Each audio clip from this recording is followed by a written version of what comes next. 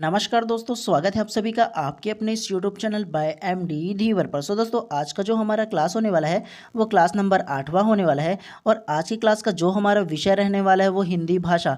और आज की क्लास का जो हमारा टॉपिक रहने वाला है वो मैराथन क्लास 2 रहने वाला है। ठीक है, तो इससे पहले हम लोगों ने ना हिंदी विषय पे ना एक मैराथन क्लास पहले ही कर चुके हैं, तो नहीं देखा होगा तो पहले उसको देख लीजिए। और आज का जो हमारा क्लास रहेगा ना वो मैराथन क्लास 2 रहेगा। ठीक है, जिसमें हम लोग ना संज्ञा, सर्वनाम, विशेषण, क्रिया और क्रिया व्यवहार के जो प्रयोग है ना, इन तमाम विषयों पर ना मैं आप लोगों के लिए विस्तार पूर्वक ना एमसीक्यू सीरीज लेकर आया हूं।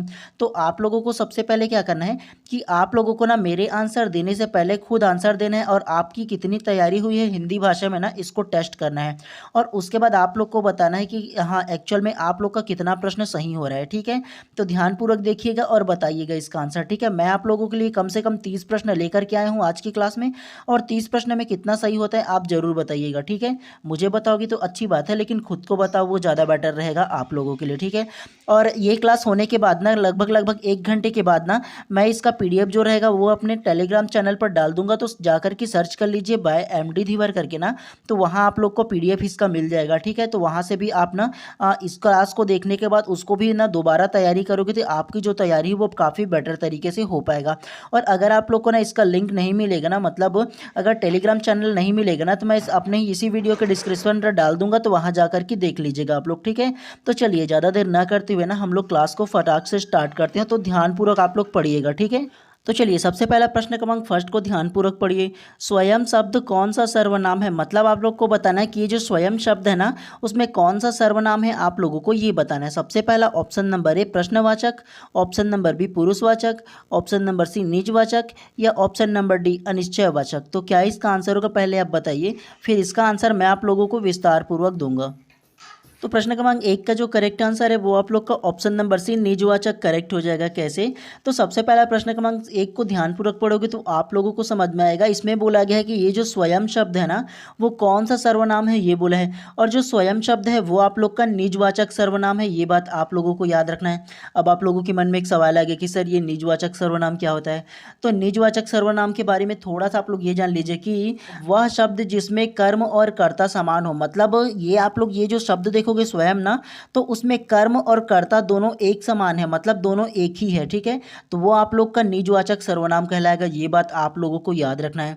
उसके अलावा ऑप्शन नंबर ए जो है ना प्रश्नवाचक सर्वनाम, तो प्रश्नवाचक सर्वनाम की क्या विशेषता है, मतलब प्रश्नवाचक सर्वनाम को क्या कहते हैं, किस प्रकार से आप पहचानोगे उसे आप लोग जान लो। जिनका प्रयोग प्रश्न पूछने के लिए किया जाता है। मतलब प्रश्नवाचक सर्वनाम में ना आप लोगों की पहचानने की एक बात ये हो सकती है कि ना ऐसे शब्द जो जिसमें ना आप प्रश्न पूछा जाएगा, प्रश्न पूछने टाइप से उसमें शब्द होगा। ठीक है, जो वाक्य होगा वो, तो उसे हम लोग प्रश्नवाचक सर्वनाम कहेंगे। ये तो सरल हो जाएगा आप लोग को पहचानने के लिए। उसके अलावा ऑप्शन नंबर भी पुरुषवाचक सर्वनाम, तो पुरुषवाचक सर्वनाम किसे कहते हैं? व्यक्तिगत रूप से किसी व्यक्ति, जीव, वस्तु, स्थान के संदर्भ में प्रयोग होना, तो उसे पुरुषवाचक सर्वनाम कहते हैं। मतलब अगर सरल तरीके से आप लोगों को समझाओ ना, तो व्यक्तिगत रूप से किसी व्यक्ति की, जीव की या वस्तु की या स्थान के संदर्भ में कुछ बात कही जाएगा ना, उसका प्रयोग किया जाएगा ना, तो वो आप लोग का पुरुषवाचक सर्वनाम कहलाएगा। ये बात आप लोग को याद रखना है।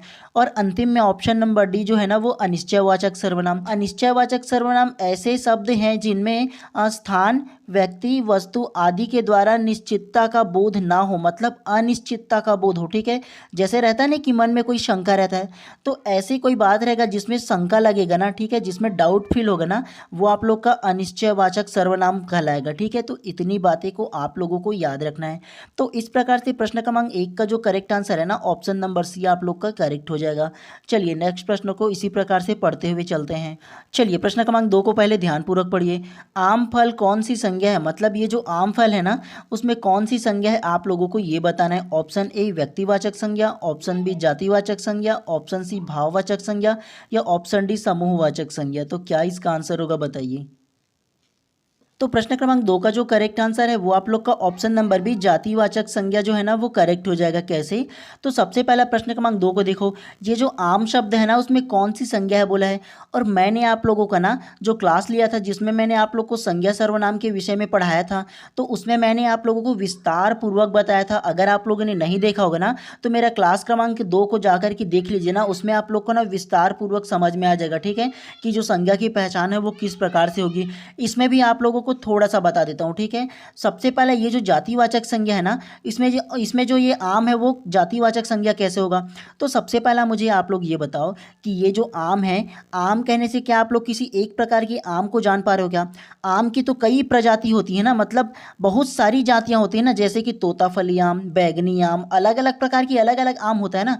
तो सिर्फ आम का है ना, तो आम की पूरी जाति का बोध हो रहा है आम कहने से, ठीक है। तो इस प्रकार से ना आम जो शब्द है ना वो पूरी जाति का बोध करा रहा है, आम की पूरी प्रजाति का। किसी प्रकार की एक प्रकार की आम थोड़ी ना बोला है, जैसे तोताफली आम बोल दिया गया वैसा थोड़ी ना बोला है। एक बोलता तो हम लोग व्यक्तिवाचक लेते, लेकिन पूरी प्रजाति का बोध हो रहा है ना आम कहने से।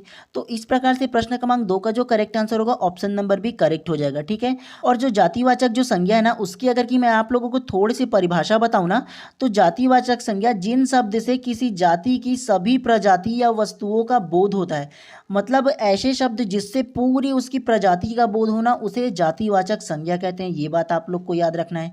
उसके अलावा ऑप्शन नंबर ए जो है ना व्यक्तिवाचक संज्ञा, तो व्यक्तिवाचक संज्ञा को आप लोगों को कैसे पहचानना है कि व्यक्तिवाचक संज्ञा जिन शब्दों से किसी विशेष स्थान, व्यक्ति, वस्तु का बोध हो तो उसे व्यक्तिवाचक संज्ञा कहेंगे। अगर इसे सरल तरीके से समझाऊं ना, तो व्यक्तिवाचक संज्ञा में ना केवल एक चीज की बोध होगा, ठीक है। जैसे अगर कि हिमालय पर्वत में बोलूँ ना, तो हिमालय पर्वत नाम ले दोगे, ठीक है। उसके अलावा नीलगिरी पर्वत बोल दोगे, उसके अलावा थार का रेगिस्तान बोल दोगे। तो ऐसे बोलोगे ना, तो वो आप लोग का व्यक्तिवाचक संज्ञा होगा।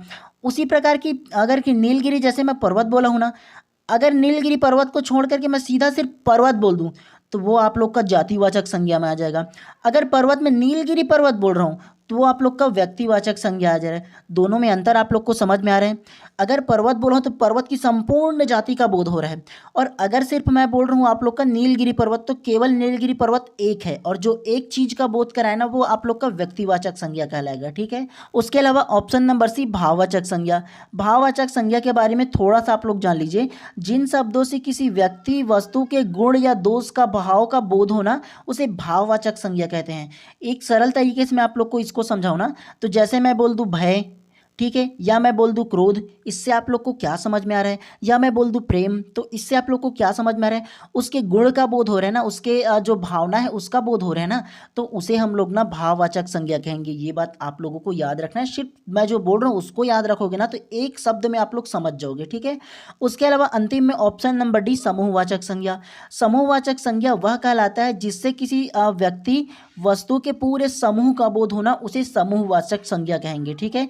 जैसे मैं बोल दूं कि अंगूर, अंगूर में क्या होता है, केवल एक अंगूर होता है क्या, अंगूर की पूरी गुच्छों का बोध होता है ना, तो वो आप लोग का वो हो जाएगा समूहवाचक संज्ञा, ठीक है। तो इस प्रकार से प्रश्न क्रमांक 2 का जो करेक्ट आंसर है ऑप्शन नंबर बी आप लोग का करेक्ट हो जाएगा। और चारों जो ऑप्शन है ना, और इसको मैं विस्तार पूर्वक आप लोगों को इसलिए बता रहा हूँ ताकि ना किसी भी प्रकार की अगर आप लोगों को सवाल देना, तो वो आराम से आप लोगों का बन जाए, आप लोग का जो माइंड सेट है वो अच्छे से बन जाए। इसलिए मैं सारी चीज़ को आप लोगों को बता रहा हूँ, केवल एक को पढ़ा करके मैं डायरेक्ट नहीं चला जा रहा हूँ, ठीक है। क्योंकि देखो, ये सेम प्रश्न दे दे ये जरूरी नहीं है एग्जाम में आप लोग का, लेकिन अगर आप लोग को घुमा करके दिया जा सकता है। अगर मान लो इसके जगह अगर ये पर्वत दे दे, तो आप लोग क्या बोलोगे। इसके बजाय अगर कोई हिमालय पर्वत लिख करके दे दे, तो आप लोग क्या लोगे, है ना। उसके अलावा अगर कि ये जो आम लिखे उसके स्थान पर प्रेम, भय, क्रोध दे दे, तो आप लोग क्या लोगे। उसके अलावा यहाँ पर अगर कि बोल दे अंगूर दे दे, तो आप लोग क्या लोगे। तो इस प्रकार से अगर मैं आप लोग को समझाया रहूँगा, तो अगर किसी भी प्रकार से इसमें परिवर्तन करके बदल करके दे दे, तो आप आसानी से समझ जाओगे ना। तो आप लोगों की जो रिवीजन क्लास है, आप लोग का जो मैराथन क्लास है, मैं चाह रहा हूँ कि सारे ऑप्शन को आप लोग को विस्तार पूर्वक बताऊं, ताकि किसी भी प्रकार की प्रश्न घुमा करके दे तो आप लोगों से बन जाए, आप कंफ्यूज ना हो। इसीलिए मैं आप लोगों को विस्तार पूर्वक बताता हूँ। भले ही आप लोगों को अभी टाइम लग रहा है, लेकिन अभी जितना अच्छे से टाइम दोगे ना, उतना आपके लिए फ़ायदेमंद होने वाला है, ठीक है।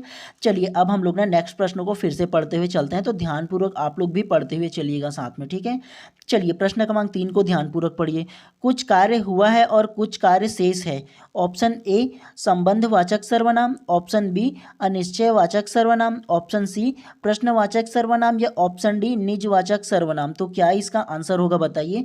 दोबारा पढ़ लीजिए प्रश्न क्रमांक 3 को, और उसमें आप लोग सोचिए। मैंने आप लोग को अभी जस्ट प्रश्न क्रमांक 1 में भी आप लोग को बताया है, तो क्या इसका आंसर होगा बताइए पहले आप। तो प्रश्न क्रमांक 3 का जो करेक्ट आंसर है वो आप लोग का ऑप्शन नंबर बी अनिश्चयवाचक सर्वनाम करेक्ट हो जाएगा। कैसे, तो मैंने आप लोग को प्रश्न क्रमांक 1 में क्या बोला था, ऐसे वाक्य जिसमें किसी कार्य के होने का या ना होने का ना उसमें आप लोग को आशंका हो, मतलब डाउट फील हो, वो क्या कहलाएगा? वो आप लोग का अनिश्चयवाचक सर्वनाम कहलाएगा। मैंने आप लोग को प्रश्न क्रमांक 1 में बताया था। और प्रश्न क्रमांक 3 में जो लाइन दिया है उसको ध्यानपूर्वक पढ़ो। सबसे पहला, कुछ कार्य हुआ है और कुछ शेष है। इस वाक्य को पढ़ने के लिए आपके दिमाग में क्या आ रहा है? आप लोग को डाउट हो रहा है ना कि कुछ कार्य हुआ है, कुछ नहीं हुआ है, आप लोग को आशंका है ना। तो मैंने आप लोग को बताया था ना कि जिसमें आशंका हो, जिसमें डाउट हो, वैसे वाक्य जो होते हैं वो आप लोग का अनिश्चयवाचक सर्वनाम हो जाएगा। तो इस प्रकार से प्रश्न क्रमांक 3 का जो करेक्ट आंसर होगा ऑप्शन नंबर बी करेक्ट हो जाएगा। संबंधवाचक सर्वनाम में क्या होगा? किसी व्यक्ति के संबंध के बारे में पता चलेगा, ठीक है, रिलेशन के बारे में पता चलेगा, तो वो संबंधवाचक सर्वनाम हो जाएगा। प्रश्नवाचक सर्वनाम के बारे में मैंने आप लोग को बताया था कि प्रश्नवाचक सर्वनाम में जिस प्रश्न में आप लोग को जिस लाइन में आप लोगों को क्वेश्चन मार्क नजर आए, जिसमें आप कुछ प्रश्न पूछे जाए, तो वो प्रश्नवाचक सर्वनाम कहलाया जाएगा। उसके अलावा ऑप्शन नंबर डी, निजवाचक सर्वनाम के बारे में थोड़ा सा जान लीजिए। जिन सर्वनाम शब्द का प्रयोग स्वयं के लिए किया जाता है, ठीक है, जिन शब्द का प्रयोग स्वयं के लिए किया जाएगा ना, उसे निजवाचक सर्वनाम कहा जाएगा। ये बात आप लोग को याद रखना है। तो इस प्रकार से प्रश्न क्रमांक 3 का जो करेक्ट आंसर होगा ना, वो आप लोग का ऑप्शन नंबर बी जो है ना, वो करेक्ट हो जाएगा। चलिए नेक्स्ट प्रश्न को फिर से पढ़ते हुए चलते हैं, तो ध्यानपूर्वक आप लोग पढ़िएगा, ठीक है। चलिए प्रश्न क्रमांक 4 को ध्यानपूर्वक पढ़िए। दरिद्रता किस प्रकार की संज्ञा है? अर्थात आप लोग को बताना है ये जो दरिद्रता शब्द है ना, वो किस प्रकार की संज्ञा है, आप लोगों को ये बताना है। ऑप्शन ए पदार्थवाचक, ऑप्शन बी भाववाचक, ऑप्शन सी जातिवाचक या ऑप्शन डी व्यक्तिवाचक। तो क्या इसका आंसर होगा बताइए। तो प्रश्न क्रमांक 4 का जो करेक्ट आंसर है वो आप लोग का ऑप्शन नंबर बी भाववाचक करेक्ट हो जाएगा। कैसे? तो सबसे पहला ये जो दरिद्रता शब्द है उसे आप लोग पढ़ोगे तो आप लोग को क्या समझ में आएगा? उनके जो व्यक्ति है, जो दरिद्र है, उनके भाव का पता चल रहा है ना, उसकी स्थिति का पता चल रहा है ना आप लोगों को। दरिद्रता में आप लोग को क्या पता चल रहा है? उसकी स्थिति, उसके भाव, उसके जो कंडीशन सिचुएशन है उसके बारे में आप लोग का बोध हो रहा है ना। तो ये क्या है? ये शब्द जो है वो आप लोग का भाववाचक हो जाएगा। तो इस प्रकार से प्रश्न क्रमांक 4 का जो करेक्ट आंसर है ऑप्शन नंबर बी भाववाचक करेक्ट हो जाएगा, ठीक है। और उसके अलावा ऑप्शन नंबर ए जो पदार्थवाचक जो संज्ञा है ना, उसे आप लोग कैसे पहचानोगे? तो पदार्थवाचक संज्ञा में ना किसी पदार्थ के बारे में पता चलेगा, मतलब लिक्विड जो द्रव है ना उसके बारे में वैसे शब्द का अगर की बोध कराएगा ना, तो आप लोग का पदार्थवाचक जो संज्ञा है वो आप लोग का करेक्ट हो जाएगा। ये बात आप लोग को याद रखना है। जातिवाचक के बारे में मैंने आप लोग को बताया ना कि संपूर्ण जाति का बोध कराएगा। उसके अलावा व्यक्तिवाचक के बारे में बताया ना, किसी एक व्यक्ति या किसी एक स्थान या किसी एक चीज के बारे में आप लोग को पता चलेगा, वो आप लोग का व्यक्तिवाचक हो जाएगा। तो इस प्रकार से प्रश्न क्रमांक 4 का जो करेक्ट आंसर होगा ना, वो आप लोग का ऑप्शन नंबर बी करेक्ट हो जाएगा, ठीक है। चलिए नेक्स्ट प्रश्न को फिर से पढ़ते हुए चलते हैं, तो ध्यानपूर्वक आप लोग पढ़ते हुए चलिएगा, ठीक है। चलिए प्रश्न क्रमांक 5 को ध्यानपूर्वक पढ़िए। सफाई किस प्रकार की संज्ञा है? ऑप्शन ए भाववाचक संज्ञा, ऑप्शन बी जातिवाचक संज्ञा, ऑप्शन सी पदार्थवाचक संज्ञा या ऑप्शन डी व्यक्तिवाचक संज्ञा। तो क्या इसका आंसर होगा बताइए। तो प्रश्न क्रमांक 5 का जो करेक्ट आंसर है वो आप लोगों का ऑप्शन नंबर ए भाववाचक संज्ञा करेक्ट हो जाएगा। कैसे? तो सबसे पहले ये जो सफाई सुने उससे आप लोग को क्या समझ में आ रहा है? सफाई का मतलब आप लोग उसके भाव का पता चल रहा है ना, कि एक जगह में सफाई हुआ है, तो वो भाव के रूप में पता चल रहा है ना आप लोगों को, ठीक है।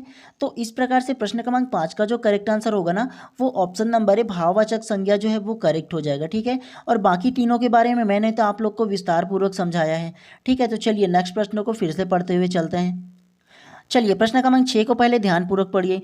कठोरता किस प्रकार की संज्ञा है? ऑप्शन ए पदार्थवाचक संज्ञा, ऑप्शन बी भाववाचक संज्ञा, ऑप्शन सी जातिवाचक संज्ञा या ऑप्शन डी व्यक्तिवाचक संज्ञा।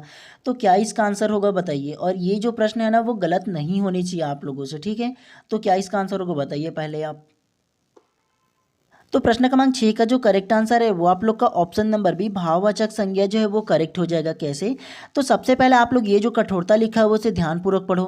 कठोरता कहने से आप लोग को क्या समझ में आ रहा है? कठोरता कहने से आप लोग को समझ में आ रहा है ना कि कोई व्यक्ति जो है वो बहुत ज़्यादा कठोर है, उसके भाव का पता चल रहा है, उसके इमोशन का पता चल रहा है। तो आप लोग को ये जब पता चला तो आप लोग को मैंने समझाया है ना कि भाववाचक संज्ञा किसे कहते हैं। भाववाचक संज्ञा किसी व्यक्ति के भाव के बारे में पता चले, चाहे वो प्रेम हो, क्रोध हो, दया हो, कठोरता हो, इन सारी चीज़ को पढ़ने के बाद, सुनने के बाद आप लोगों के मन में उसके भाव का पता चल रहा है ना, जो व्यक्ति है उसके।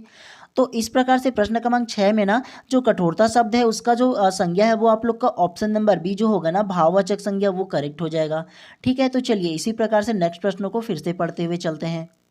चलिए प्रश्न क्रमांक 7 को ध्यानपूर्वक पढ़िए। क्रोधी शब्द में क्या है? ऑप्शन ए सर्वनाम, ऑप्शन बी क्रिया विशेषण, ऑप्शन सी संज्ञा या ऑप्शन डी क्रिया। तो क्या इसका आंसर होगा बताइए पहले आप। तो प्रश्न क्रमांक 7 का जो करेक्ट आंसर है वो आप लोग का ऑप्शन नंबर सी संज्ञा करेक्ट हो जाएगा। कैसे? तो ये जो क्रोधी शब्द है वो क्या है पूछा है। तो मैंने आप लोग को पहले ही समझाया है ना कि जो क्रोधी शब्द है उससे आप लोग को क्या पता चल रहा है। कोई व्यक्ति है जो क्रोधी है मतलब उसके भाव के बारे में पता चल रहा है। तो वो आप लोग को पता चल गया कि ये तो भाववाचक संज्ञा है। और ये जो भाववाचक संज्ञा है वो तो संज्ञा के अंतर्गत आता है ना, तो आप लोग संज्ञा ही ना लोगे जी, क्योंकि ये जो संज्ञा है और संज्ञा के 5 प्रकार होते हैं। कौन कौन सा? तो व्यक्तिवाचक संज्ञा, जातिवाचक संज्ञा, समूहवाचक संज्ञा, पदार्थवाचक संज्ञा और भाववाचक संज्ञा। तो 5 प्रकार की संज्ञा है ना। और क्रोधी को पढ़ने के बाद आप लोगों के माइंड में क्या समझ में आ रहा है? क्रोधी को पढ़ने के बाद आप लोग के माइंड में समझ आ रहा है कि कोई व्यक्ति है जो बहुत ज़्यादा क्रोधी है, उसके भाव का पता चल रहा है। तो इससे आप लोग को पता चल गया कि ये तो भाववाचक संज्ञा है।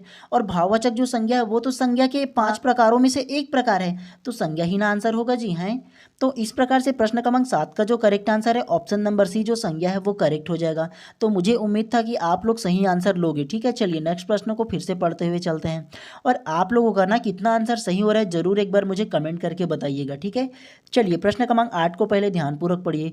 जातिवाचक संज्ञा का उदाहरण है। तो आप लोगों की ये चारों ऑप्शन में से बताना है कि जातिवाचक संज्ञा का क्या उदाहरण है। ठीक है, ऑप्शन ए बुढ़ापा, ऑप्शन बी लोहा, ऑप्शन सी पहाड़ या ऑप्शन डी दल। तो क्या इसका आंसर होगा बताइए। पहले ये आंसर आप लोगों से गलत नहीं होने चाहिए। मैंने आप लोग को जितने भी प्रकार की जो संज्ञा है उसको ध्यानपूर्वक समझाया हुआ है। ठीक है, तो बताइए इसका क्या आंसर होगा। तो प्रश्न क्रमांक 8 का जो करेक्ट आंसर है वो आप लोग का ऑप्शन नंबर सी पहाड़ करेक्ट हो जाएगा। मैंने आप लोग को प्रश्न क्रमांक 2, प्रश्न क्रमांक 3 अलग अलग जो प्रश्न थे उसमें आप लोग को समझाया है ना कि जो पहाड़ है उदाहरण देकर भी पढ़ाया था आप लोगों को, है ना, कि जो पहाड़ है वो जातिवाचक संज्ञा हो जाएगा। कैसे? तो पहाड़ की संपूर्ण जातियों का बोध हो रहा है ना। पहाड़ कहने से किसी एक पहाड़ के बारे में आप लोग को पता चल रहा है क्या? नहीं ना चल रहा है।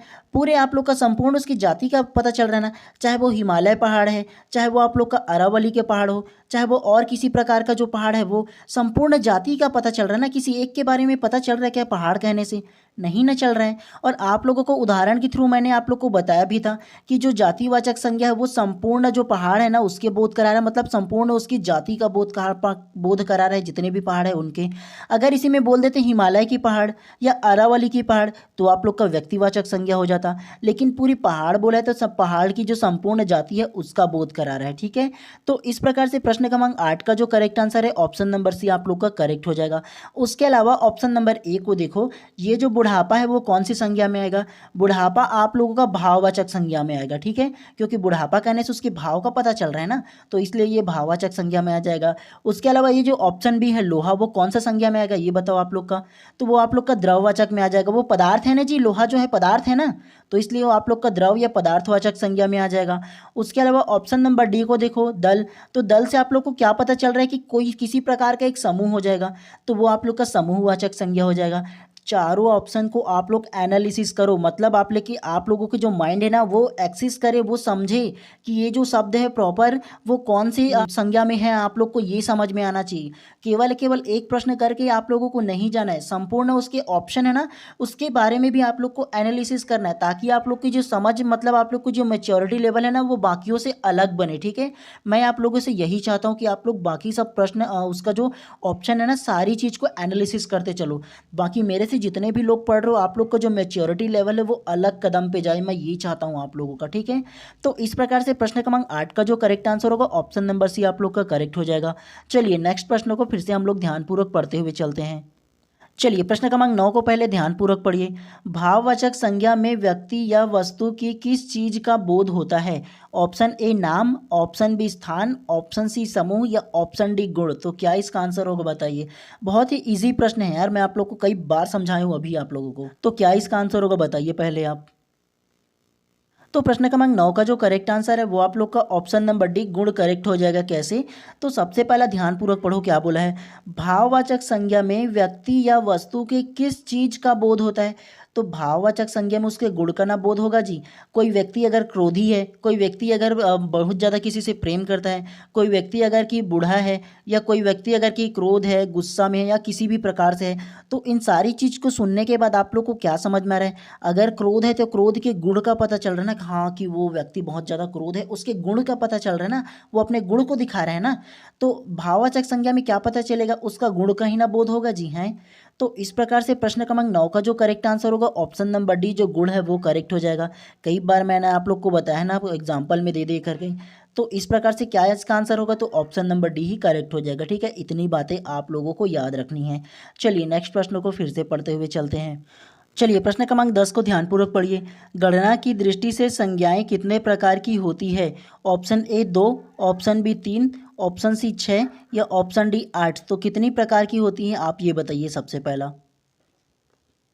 तो प्रश्न क्रमांक 10 का जो करेक्ट आंसर है वो आप लोग का ऑप्शन नंबर ए 2 करेक्ट हो जाएगा।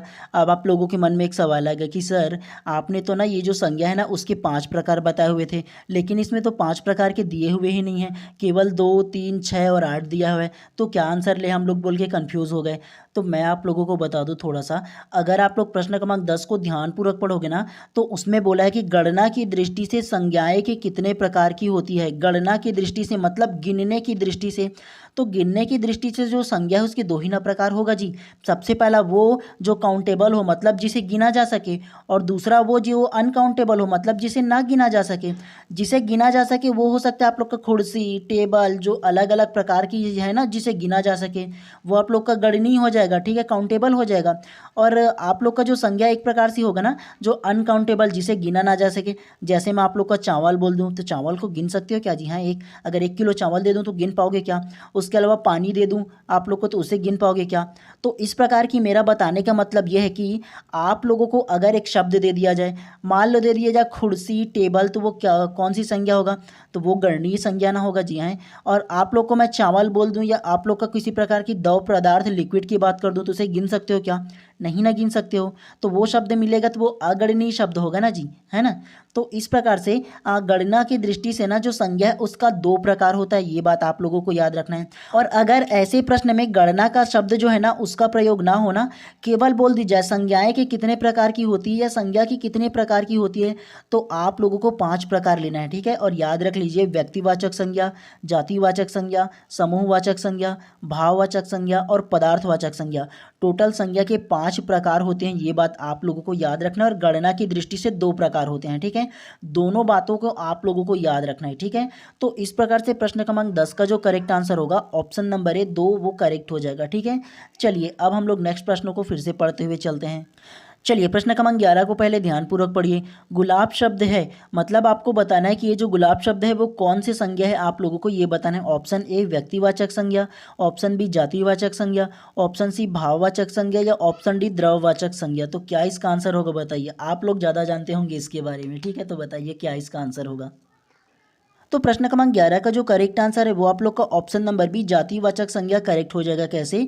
तो ये जो गुलाब शब्द है ना वो गुलाब की संपूर्ण जाति का बोध करा रहा है। अब कौन कौन सी इसकी जाति होता है मुझे इसके बारे में थोड़ा सा नॉलेज नहीं है, आप लोग को पता होगा तो ज़रूर बताइएगा। ठीक है, तो ये जो आप लोग का जो गुलाब शब्द है ना वो गुलाब की संपूर्ण जातियों का बोध करा रहा है, किसी एक गुलाब का बोध नहीं करा रहा है। ठीक है, तो इसलिए जो होगा ना वो आप लोग का ऑप्शन नंबर बी जो है ना वो जातिवाचक संज्ञा करेक्ट हो जाएगा गुलाब शब्द से। ठीक है, तो इस प्रकार से प्रश्न क्रमांक 11 का जो करेक्ट आंसर है ना वो आप लोग का ऑप्शन नंबर बी जातिवाचक जो संज्ञा है वो करेक्ट हो जाएगा। ठीक है, और इस क्लास के अंत में ना आप लोग जरूर कमेंट करके बताइएगा आज का ये जो क्लास है वो आप लोग को कैसे लगा। ठीक है, और इसके अलावा आप लोग अगर ये चाहते हो ना कि आप लोग गुरु दक्षिणा देना चाहो तो आप लोग इस चैनल में जो मेंबरशिप है ना मात्र 29 रुपये वाला, कितना, तो 29 रुपये वाला जो मेंबरशिप है ना चाहो तो गुरु दक्षिणा के तौर पर उसे ज्वाइन कर सकते हो। ठीक है, तो इसमें थोड़ा बहुत मेरे को भी गुरु के नाम पर एक दक्षिणा मिल जाएगा। ठीक है, तो बाकी आपकी इच्छा के ऊपर है आप क्या करते हो। ठीक है, चलिए नेक्स्ट प्रश्न को फिर से पढ़ते हुए चलते हैं। मजाक कर रहा हूँ जी, ठीक है, थोड़ा सा ज़्यादा वो मत लीजिएगा। ठीक है, लेकिन हाँ आप लोग करना चाहो तो आपकी इच्छा है दक्षिणा के तौर पर। ठीक है, चलिए प्रश्न क्रमांक 12 को पढ़ते हैं, पढ़ाई में ध्यान दीजिएगा। ठीक है, चलिए प्रश्न क्रमांक 12 को ध्यानपूर्वक पढ़िए। जातिवाचक संज्ञा शब्द से निर्मित भाववाचक संज्ञा शब्द है। ऑप्शन ए लड़कपन, ऑप्शन बी बड़प्पन, ऑप्शन सी चतुराई या ऑप्शन डी चढ़ाई। तो क्या इसका आंसर होगा बताइए। तो प्रश्न क्रमांक 12 का जो करेक्ट आंसर होगा वो आप लोग का ऑप्शन नंबर है लड़कपन जो है ना वो करेक्ट हो जाएगा आप लोग का। तो प्रश्न क्रमांक 12 क्या क्या है सबसे पहले ध्यानपूर्वक पढ़ो। जातिवाचक संज्ञा शब्द निर्मित भाववाचक संज्ञा शब्द है, मतलब जो जातिवाचक जो संज्ञा शब्द है ना उससे निर्मित भाववाचक संज्ञा शब्द है उसे बताइए बोला है। तो सबसे पहला ये जो लड़कपन है ना वो जातिवाचक जो संज्ञा है उससे बना हुआ है, ये जो भाववाचक जो संज्ञा है वो बना है। ठीक है, लड़कपन जो है ना इसमें आप लोग पढ़ करके देखो ना जी। लड़कपन, लड़कपन पढ़ने से आप लोग को क्या समझ में आ रहा है, समझ में आ रहा है ना कि हाँ वो लड़कपन मतलब अपनी भाव को दर्शा रहा है ना। तो इस प्रकार से प्रश्न क्रमांक 12 का जो करेक्ट आंसर है ना ऑप्शन नंबर ए लड़कपन करेक्ट हो जाएगा। और ये जातिवाचक संज्ञा से निर्मित है, ये बात भी आप लोगों को याद रखना है, ठीक है। चलिए नेक्स्ट प्रश्न को फिर से पढ़ते हुए चलते हैं। चलिए प्रश्न क्रमांक 13 को पहले ध्यानपूर्वक पढ़िए। हिमालय शब्द संज्ञा का कौन सा प्रकार है? ऑप्शन ए जातिवाचक, ऑप्शन बी भाववाचक, ऑप्शन सी व्यक्तिवाचक या ऑप्शन डी द्रववाचक। तो क्या इसका आंसर होगा बताइए। ये प्रश्न आप लोगों में से गलत नहीं होने चाहिए, ठीक है। कई बार बताया हूँ इसके बारे में मैं, ठीक है। तो बताइए इसका क्या आंसर होगा। तो प्रश्न क्रमांक 13 का जो करेक्ट आंसर है वो आप लोग का ऑप्शन नंबर सी व्यक्तिवाचक करेक्ट हो जाएगा। कैसे? तो हिमालय शब्द संज्ञा का कौन सा प्रकार है बोला है। तो हिमालय कहने से आप लोग को क्या समझ में आ रहा है? हिमालय पर्वत एक ही है ना जी, हैं आप लोग ये बताओ मुझे। अगर मैं हिमालय बोल दे रहा हूँ तो हिमालय से आप लोग को क्या समझ में आ रहा है कि हाँ भारत के उत्तर में स्थित जो हिमालय पर्वत है ना केवल वो वही है, और कोई भी है क्या हिमालय उसके अलावा? नहीं है ना। तो मैंने आप लोग को समझाया था ना कि किसी स्पेसिफिक चीज़ के बारे में या किसी स्पेसिफिक पहाड़ या पहाड़ के जो नाम के बारे में पता चले जो एक है वो आप लोग का व्यक्तिवाचक संज्ञा कहलाता है। तो इस प्रकार से प्रश्न क्रमांक 13 का जो करेक्ट आंसर होगा ऑप्शन नंबर सी व्यक्तिवाचक संज्ञा जो है वो करेक्ट हो जाएगा ना जी आप लोग का। मैंने आप लोग को एग्जाम्पल के थ्रू भी बताया था ना पर्वत करके। पर्वत सिर्फ मैं बोलूँ तो आपको क्या समझ में आएगा कि वो आप लोग का जातिवाचक संज्ञा हो जाएगा। अगर पर्वत में मैं हिमालय पर्वत बोल दूँ तो आप लोग को क्या समझ में आएगा कि एक ही हिमालय पर्वत है, तो वो आप लोग का व्यक्तिवाचक संज्ञा हो जाएगा। इसी प्रकार से आप लोग को समझाया था ना मैं, है ना। तो इस प्रकार से प्रश्न क्रमांक 13 का जो करेक्ट आंसर है ऑप्शन नंबर सी आप लोग का करेक्ट हो जाएगा। चलिए प्रश्न क्रमांक 14 को पहले ध्यानपूर्वक पढ़िए। व्याकरण की दृष्टि से प्रेम शब्द क्या है? ऑप्शन ए भाववाचक संज्ञा, ऑप्शन बी विशेषण, ऑप्शन सी क्रिया या ऑप्शन डी अव्यय। तो क्या इसका आंसर होगा पहले बताइए आप। तो प्रश्न क्रमांक 14 का जो करेक्ट आंसर है वो आप लोग का ऑप्शन नंबर है भाववाचक संज्ञा करेक्ट हो जाएगा। कैसे? तो सबसे पहले अगर प्रश्न क्रमांक 14 को पढ़ो, व्याकरण की दृष्टि से प्रेम शब्द पूछा है। आप लोग मुझे ये बताओ कि अगर ये शब्द को पढ़ोगे जो प्रेम लिखा हुआ है उससे आप लोग को क्या समझ में आ रहा है? भाव नज़र ना आ रहा है, किसी व्यक्ति का जो प्रेम है वो भावना नज़र आ रहा है। और मैंने आप लोग को कई बार बताया ना कि अगर ऐसे शब्द जिसमें आप लोग का उसके गुण का पता चले, उसके भाव का पता चले, है ना, तो वो आप लोग का भाववाचक संज्ञा हो जाएगा। तो इस प्रकार से प्रश्न क्रमांक 14 का जो करेक्ट आंसर है ऑप्शन नंबर है भाववाचक संज्ञा करेक्ट हो जाएगा आप लोगों का। ठीक है, तो इसी प्रकार से आप लोगों को पढ़ते हुए चलना है। ठीक है, चलिए नेक्स्ट प्रश्न को फिर से पढ़ते हुए चलते हैं, तो ध्यानपूर्वक इसको भी पढ़िएगा आप लोग। ठीक है, चलिए प्रश्न क्रमांक 15 को पहले ध्यानपूर्वक पढ़िए। अर्थ के विचार से संज्ञा कितने प्रकार के होते हैं? Option A 4, option B 5, option C 6 या ऑप्शन डी 7। तो क्या इसका आंसर होगा बताइए। ये प्रश्न गलत नहीं होनी चाहिए आप लोगों से। ठीक है, तो बताओ क्या इसका आंसर होगा। तो प्रश्न क्रमांक 15 का जो करेक्ट आंसर है वो आप लोग का ऑप्शन नंबर बी 5 करेक्ट हो जाएगा। मैंने आप लोग को कम से कम 2 बार बताया हुआ था ना कि संज्ञा कितने प्रकार के होते हैं। संज्ञा के 5 प्रकार होता है, ये मैंने आप लोग को बताया था ना कि पहला व्यक्तिवाचक संज्ञा, दूसरा जातिवाचक संज्ञा, तीसरा भाववाचक संज्ञा, चौथा पदार्थवाचक संज्ञा और पांचवा समूहवाचक संज्ञा। 5 प्रकार से बताया ना आप लोग को जो संज्ञा के प्रकार है वो। तो अर्थ के विचार से संज्ञा के कितने प्रकार होते थे? तो 5 प्रकार होते हैं, ये बात आप लोग को याद रखना है। और दूसरा जो प्रश्न था वो आप लोग से प्रश्न था कि गणना की दृष्टि से संज्ञा के कितने प्रकार होते हैं। तो गणना की दृष्टि से वो 2 प्रकार के होते हैं, ये बात आप लोग को याद रखना, मैंने बोला था। तो इस प्रकार से प्रश्न क्रमांक 15 का जो करेक्ट आंसर है ऑप्शन नंबर बी 5 करेक्ट हो जाएगा। चलिए नेक्स्ट प्रश्न को फिर से पढ़ते हुए चलते हैं। चलिए प्रश्न क्रमांक 16 को पहले ध्यानपूर्वक पढ़िए। निम्नलिखित में भाववाचक संज्ञा कौन सी है? ऑप्शन ए मनुष्य, ऑप्शन बी शत्रुता, ऑप्शन सी गुरु या ऑप्शन डी वीर। तो क्या इसका आंसर होगा बताइए अब। तो प्रश्न क्रमांक 16 का जो करेक्ट आंसर है वो आप लोग का ऑप्शन नंबर बी शत्रुता करेक्ट हो जाएगा। कैसे? तो निम्न में से भाववाचक संज्ञा कौन सी है पूछा है। तो भाववाचक संज्ञा ऑप्शन नंबर बी ना होगा जी। हैं, शत्रुता कहने से आप लोग को क्या समझ में आ रहा है? उस व्यक्ति के गुण का पता चल रहा है ना कि हाँ उसके जो भाव का पता चल रहा है ना कि वो बहुत ज़्यादा शत्रुता रखता है किसी से, यही ना पता चल रहा है आप लोगों को। तो इस प्रकार से प्रश्न क्रमांक 16 का जो करेक्ट आंसर होगा ऑप्शन नंबर बी आप लोग का करेक्ट हो जाएगा। ये प्रश्न क्रमांक 17 को पहले ध्यानपूर्वक पढ़िए। निम्नलिखित में से भाववाचक संज्ञा के उदाहरण को चुनिए। तो कौन सा इसमें भाववाचक संज्ञा आप लोग को बताना है। ऑप्शन ए रेगिस्तान, option B Himalaya, option C एकता या ऑप्शन डी भारतवर्ष। तो क्या इसका आंसर होगा बताइए। ये प्रश्न तो आप लोग के लिए बहुत ही सरल है। तो प्रश्न क्रमांक 17 का जो करेक्ट आंसर है वो आप लोग का ऑप्शन नंबर सी एकता करेक्ट हो जाएगा। कैसे? तो निम्न में से भाववाचक संज्ञा का उदाहरण पूछा है। तो भाववाचक संज्ञा तो आप लोग का ऑप्शन नंबर सी ना होगा जी, एकता। एकता शब्द को पढ़ने से आप लोग को क्या समझ में आ रहा है कि हाँ, कि किसी व्यक्ति में, किसी समूह के गुणों में ना एकता का भाव होगा, तो उसके भाव का ना पता चल रहा है आप लोग का। तो इस प्रकार से प्रश्न क्रमांक 17 का जो करेक्ट आंसर है ऑप्शन नंबर सी आप लोग का एकता जो है वो करेक्ट हो जाएगा। उसके बाद बताओ ये जो ऑप्शन नंबर ए जो रेगिस्तान है वो कौन सा संज्ञा में आएगा? तो जो रेगिस्तान है वो आप लोग का ना जातिवाचक संज्ञा में आ जाएगा। तो रेगिस्तान कहने से किसी एक रेगिस्तान के बारे में पता चल रहा है क्या आप लोग का, कि वो थार का रेगिस्तान है कि और किसी का रेगिस्तान है, पता चल रहा है क्या? संपूर्ण उसके जो जाति है उसका पता चल रहा है ना। उसके अलावा बताओ कि ऑप्शन नंबर बी हिमालय वो कौन सी संज्ञा में आएगा? तो जो हिमालय है वो आप लोग का व्यक्तिवाचक संज्ञा में आ जाएगा। हिमालय एक ही है ना जी, है ना, बताया था ना मैंने अभी, तो वो आप लोग का व्यक्तिवाचक संज्ञा में आ जाएगा। उसके अलावा भारतवर्ष है वो कौन सी संज्ञा में आएगा बताओ? तो भारतवर्ष जो है ना वो आप लोग का भी व्यक्तिवाचक संज्ञा में आ जाएगा। भारतवर्ष तो एक ही है ना जी, है ना, तो वो भी आप लोग का व्यक्तिवाचक संज्ञा में आ जाएगा। तो इस प्रकार से प्रश्न क्रमांक 17 का क्या आंसर होगा? ऑप्शन नंबर सी एकता करेक्ट हो जाएगा। चलिए नेक्स्ट प्रश्न को फिर से पढ़ते हुए चलते हैं। चलिए प्रश्न क्रमांक 18 को ध्यानपूर्वक पढ़िए।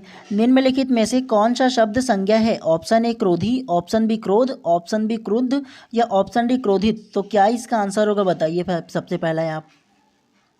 तो प्रश्न क्रमांक 18 का जो करेक्ट आंसर है वो आप लोग का ऑप्शन नंबर बी जो क्रोध है ना वो करेक्ट हो जाएगा। कैसे? तो निम्नलिखित में से कौन सा शब्द संज्ञा है बोला है, ठीक है। संज्ञा जो है वो आप लोग का ऑप्शन नंबर बी जो है ना क्रोध केवल वही संज्ञा है, ये बात आप लोग को याद रखना है। तो इस प्रकार से प्रश्न क्रमांक 18 का जो करेक्ट आंसर है ऑप्शन नंबर बी करेक्ट हो जाएगा।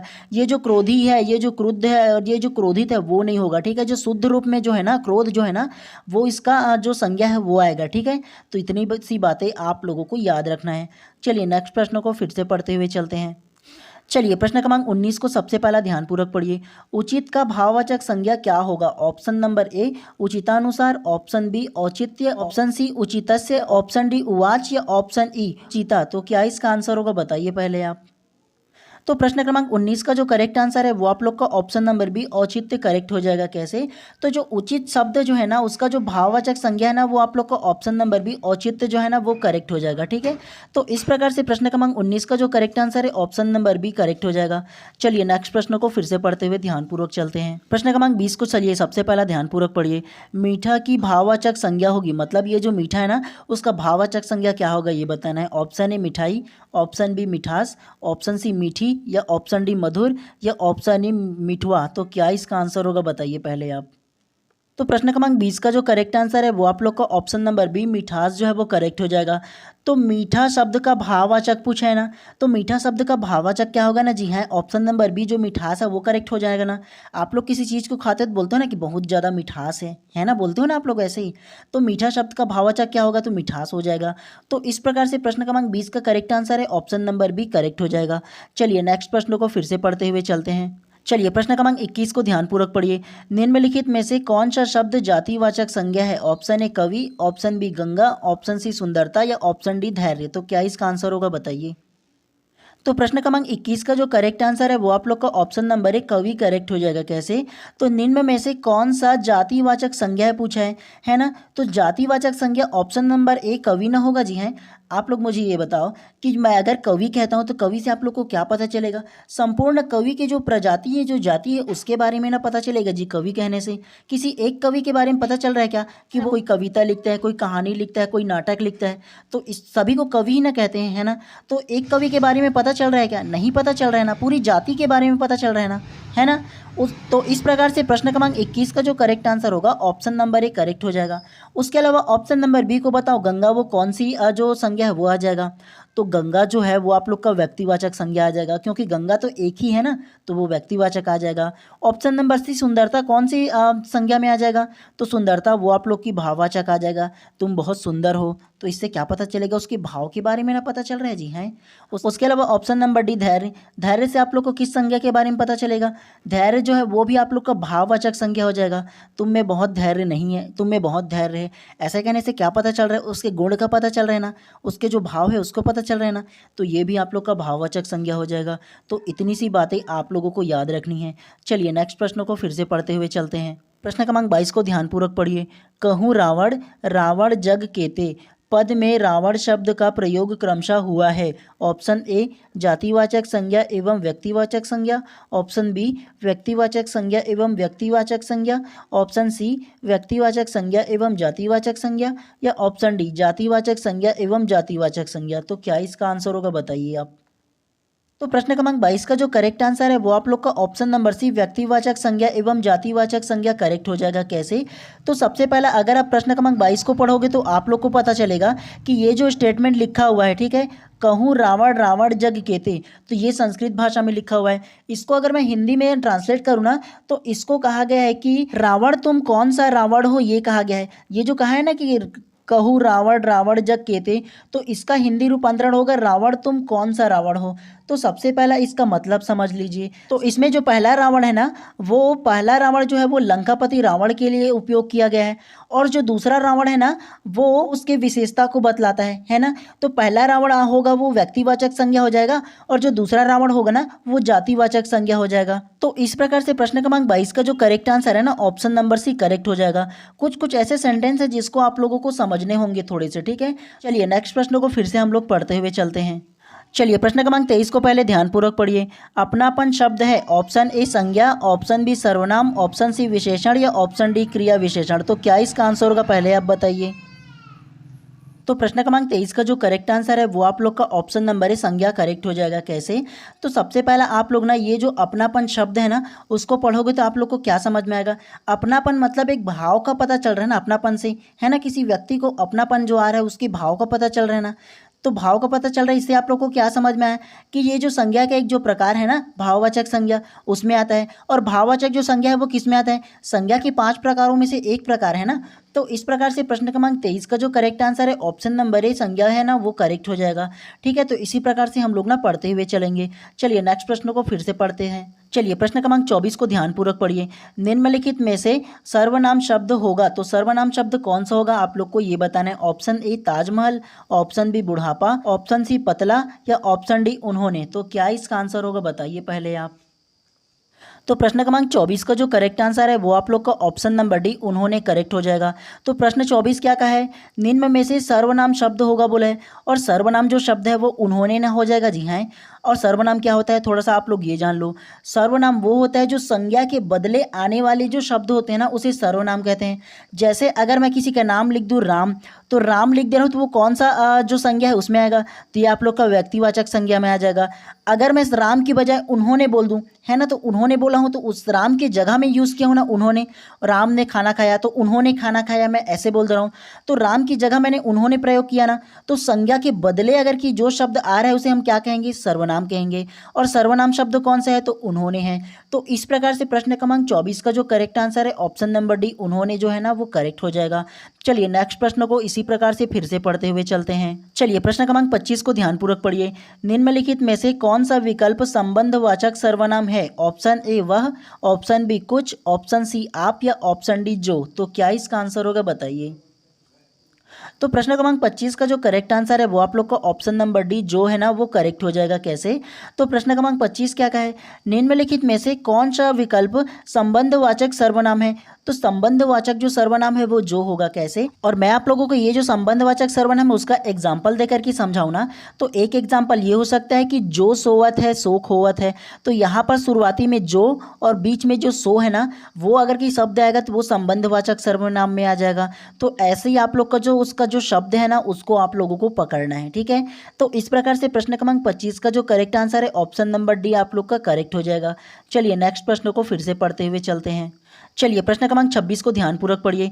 निश्चयवाचक सर्वनाम का उदाहरण है, तो निश्चयवाचक सर्वनाम का उदाहरण कौन सा है आप लोग को बताना है। ऑप्शन ए रोटी मत खाओ, ऑप्शन बी तुम क्या खा रहे हो, ऑप्शन सी वह जो ना करे सो थोड़ा, या ऑप्शन डी उसने कुछ नहीं खाया। तो क्या इसका आंसर होगा, बताइए। तो प्रश्न क्रमांक 26 का जो करेक्ट आंसर है वो आप लोग के लिए मैं होमवर्क के तौर पे छोड़ देता हूँ। कोई कठिन प्रश्न नहीं छोड़ा हूँ आप लोग के, ठीक है, बहुत सरल प्रश्न है, और मैं उम्मीद करता हूँ कि इसका आंसर आप लोग अवश्य दोगे। ठीक है, तो क्या इसका आंसर होगा, बताइए। और निश्चयवाचक जो सर्वनाम है उसका मैं एग्जाम्पल भी आप लोग को दिया हूँ कि निश्चयवाचक सर्वनाम किसे कहते हैं बोल करके, ध्यानपूर्वक आप लोग को बताया हूँ। तो ध्यानपूर्वक आप लोगों ने सुना होगा ये मुझे उम्मीद है, और आप लोग ना प्रश्न क्रमांक 26 का आंसर दोगे मुझे ये उम्मीद है, इसलिए मैं आप लोग को होमवर्क के तौर पर छोड़ दे रहा हूँ। ठीक है, और अगर आप लोग का इसका आंसर दोगे ना तो अगर करेक्ट आंसर दोगे तो मैं बोलूँगा कि सही है, और अगर गलत बात दोगे ना तो मैं सही करके आप लोग को बताऊँगा। ठीक है, तो क्या इसका आंसर होगा आप बताइए कमेंट करके। ठीक है, चलिए नेक्स्ट प्रश्न को फिर से हम लोग पढ़ते हुए चलते हैं। चलिए प्रश्न क्रमांक 27 को ध्यानपूर्वक पढ़िए।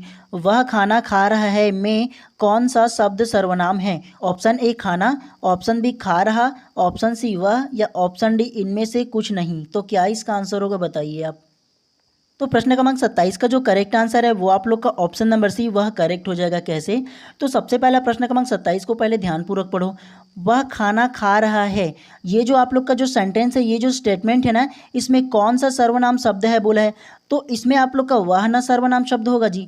मैंने आप लोग को पिछले प्रश्न में क्या समझाया था? अभी आप लोग को समझाया था ना कि संज्ञा के बाद आने वाले जो शब्द होते हैं उसको सर्वनाम कहते हैं। अगर यहाँ पास किसी का नाम होता तो वो आप लोग का संज्ञा हो जाता, लेकिन संज्ञा की बजाय उसका क्या नाम की क्या यूज़ किया है? वह यूज़ किया है। और ये जो वह है वो क्या है? सर्वनाम है ना जी। संज्ञा के बाद आने वाले शब्द को क्या कहते हैं? सर्वनाम कहते हैं। अगर इसमें राम जैसे नाम होता, किसी के नाम होता, तो वो संज्ञा कहला जाता। यह, उन्हें, उन्होंने, वे, दे, ये सारा चीज़ जो शब्द है वो आप लोग का सर्वनाम शब्द कहलाता है। ये बात आप लोगों को याद रखना है। अगर मैं आपका नाम ले दूं, जैसे आपका नाम मोहन है, तो आप लोग को मैं मोहन बोल देता हूं, और मोहन को मैं नाम लेने की बजाय वे बोल दे रहा हूं, तुम बोल दे रहा हूँ, तुम्हारा बोल दे रहा हूँ, तो मैं तुमको ही ना बोल रहा हूँ, बाकी आप लोग का नाम नहीं ले रहा हूँ, लेकिन मैं इशारा तो तुम ही को कर रहा हूँ ना। तो ये जो सारा चीज़ जो है ना वो आप लोग का सर्वनाम में गिनती आता है। तो ये बात आप लोग को याद रखना है। तो इस प्रकार से प्रश्न क्रमांक 27 का जो करेक्ट आंसर है ऑप्शन नंबर सी करेक्ट हो जाएगा। और आप लोगों ने एक चीज़ नोटिस किया क्या? अभी तक कि मैंने आप लोग को जितने भी क्लास ली है ना, उसमें मतलब किसी न किसी एग्जाम में तो पूछा ही गया है इस प्रकार के प्रश्न, और वो भी व्यापम के एग्जाम में पूछा गया है। सारे प्रश्नों को आप लोगों ने देखा होगा ना ध्यानपूर्वक। तो जितने भी इसमें प्रश्न हैं सारे के सारे इंपॉर्टेंट है आप लोगों के लिए। व्यापम जो है ना वो अलग अलग जो एग्जाम है उसमें पूछा जा रहा है, तो इंपॉर्टेंट होते हैं ऐसे प्रश्न। ध्यानपूर्वक आप लोग को पढ़ते हुए चलना है। ठीक है, चलिए नेक्स्ट प्रश्न को फिर से हम लोग पढ़ते हुए चलते हैं।